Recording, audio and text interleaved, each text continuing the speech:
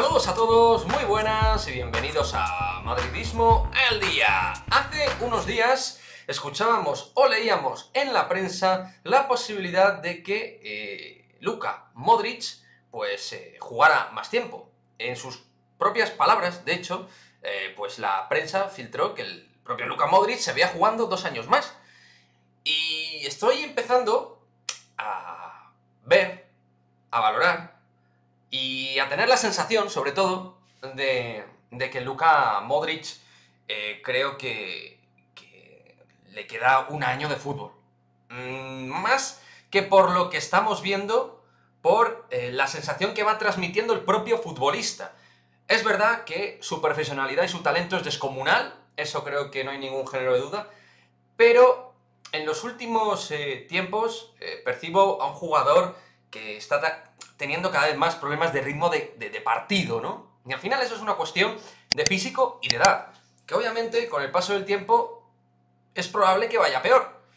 Entonces, yo creo que esta renovación que se hizo +1 fue correcta y Luka hizo un gran año en su última temporada, e incluso puede que siga haciendo una buena temporada, pero cada año a partir de ahora que se le vaya automáticamente renovando a Luka Modric puede ser contraproducente y tirarnos una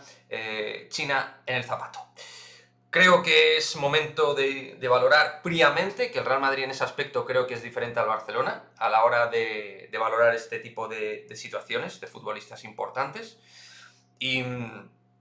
pensar que Luka Modric, la idea es que termine lo más arriba posible su carrera en el Real Madrid y que no la termine abajo a nivel de rendimiento y de estado de forma. Y con 36 años, si tú lo renuevas para 37 e incluso, como él dice, hasta los 38, 2 años más,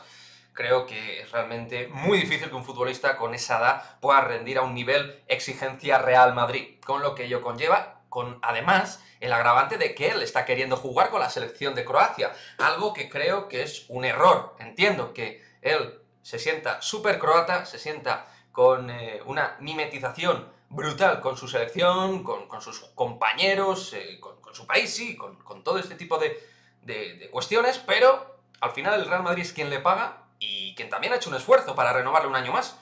después de un gran último año, pero el que le paga es el Real Madrid, ¿no? Y con 30 y tantos, pues como ha hecho Toni Kroos con la selección alemana, como ejemplo claro, hay que valorar otro tipo de prioridades, quizás dentro de su carrera deportiva. Por lo que, en resumen, lo que quiero decir es que me entristece, pero creo, me da la sensación de que este debería ser el último año de Luka Modric como jugador del Real Madrid.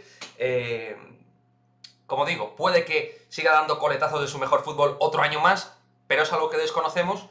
y que creo que es necesario que nos hagamos a la idea lo antes posible de generar fútbol sin Luka Modric. Creo que al final, cuanto antes nos acostumbremos a estar sin Luka, por desgracia, va a ser mejor para todos nosotros. Aún subrayando de que es un auténtico profesional, en el terreno de juego lo deja todo, pero en la vida, como en el fútbol, no vale al final con dejarlo todo, y hay síntomas que indican que estamos ante una versión de Luka Modric que puede ir disminuyendo, que puede ir generando un conflicto dentro del equipo, porque él no pueda tener tantos minutos, porque no pueda rendir igual. Y al final es un tipo que cobra su dinero y que tiene, pues evidentemente, su pedigrí futbolístico.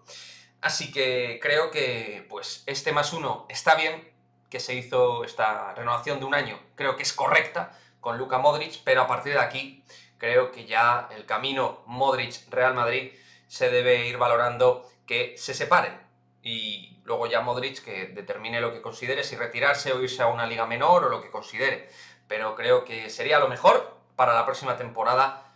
no contar con Luka Modric.